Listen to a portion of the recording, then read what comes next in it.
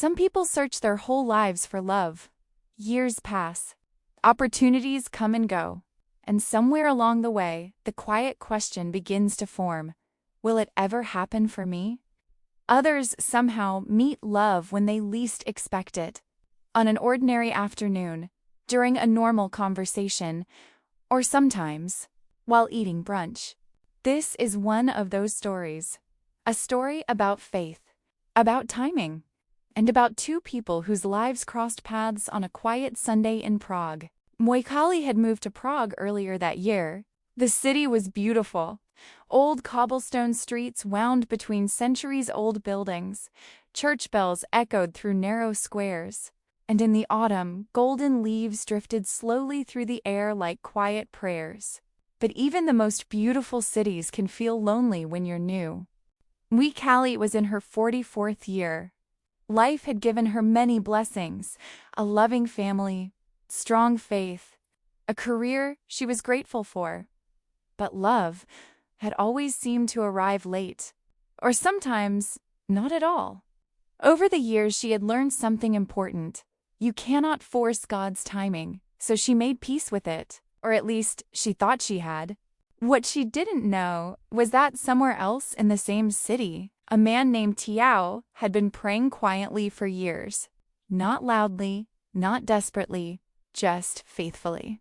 Each morning he prayed simple prayers about his future, about his purpose, about the woman he hoped he might one day meet. He didn't ask for perfection. He simply asked God to guide his life. And on that Sunday morning in Prague, their two stories were about to collide. Mwikali met Tiao at brunch in Prague in her 44th year. She had only been living in the city a few months when her cousin Brian invited her to a casual Sunday brunch with some of his friends. Nothing fancy, he had said. Just coffee, pastries, some good company. Mwikali liked that idea. The restaurant sat along a quiet cobblestone street. Sunlight poured through tall windows. Inside, the room smelled of fresh coffee and warm bread. Mwikali and Brian were already seated when two men walked through the door. Tiao noticed her immediately. She was laughing, not politely, not quietly, but freely. Her laughter filled the room like music. It was the kind of laugh that made people look up. The kind of laugh that made strangers smile without knowing why. Tiao sat down beside his brother, but his eyes kept drifting back toward her. She was talking animatedly with Brian. Her hands moved as she spoke. Her smile lit up her whole face, and something strange happened inside his chest. A small ache settled there, a quiet longing he couldn't explain. A thought appeared suddenly in his mind, clear, unexpected. I wish she would smile at me like that. The thought surprised him. He didn't know her. He hadn't spoken to her. He didn't even know her name. But something inside his spirit felt strangely certain, as if something deeper than logic had already decided something important. Just then Brian looked up and spotted the two brothers. "Hey, you made it!" As Brian greeted them warmly, Mwikali noticed his attention shift.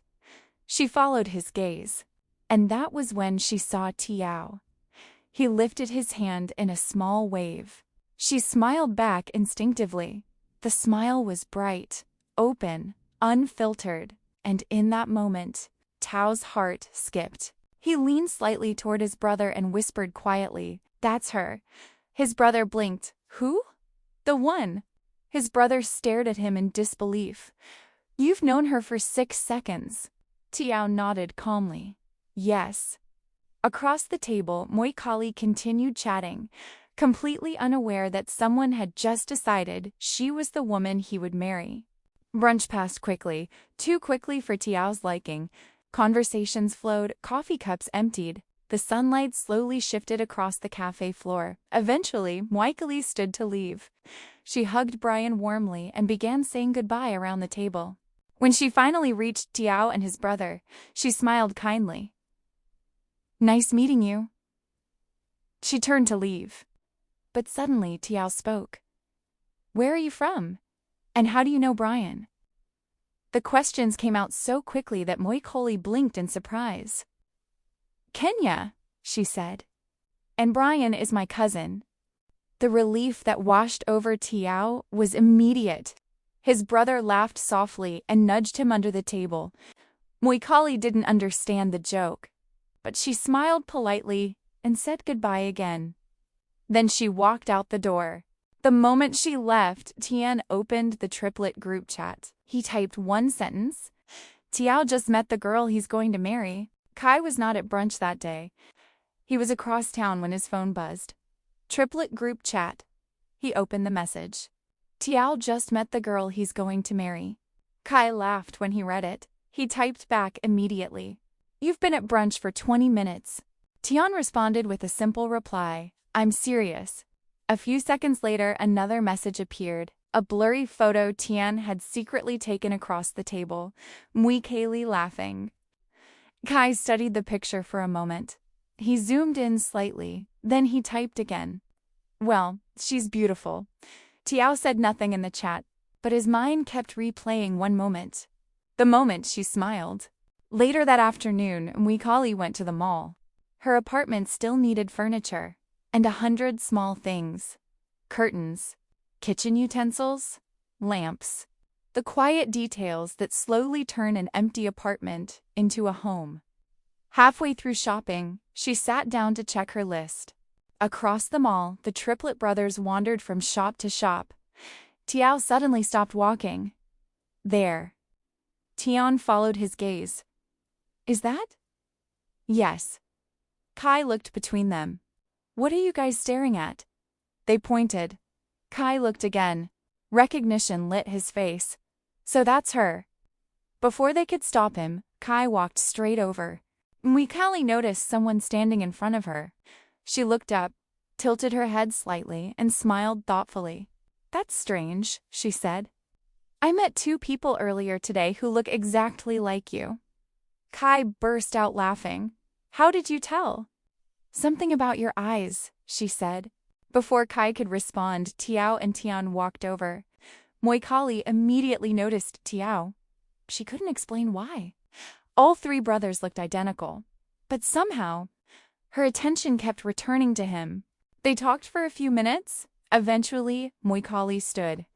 I should finish my shopping. Tiao spoke quickly. I can help. She hesitated. I don't want to trouble you. It wouldn't be trouble. And somehow, she believed him. For the next 2 hours, they walked the mall together, buying lamps, kitchen utensils, small things that make an empty apartment feel like home. They talked easily, laughed easily, and by the time they reached her building, they felt strangely comfortable with each other.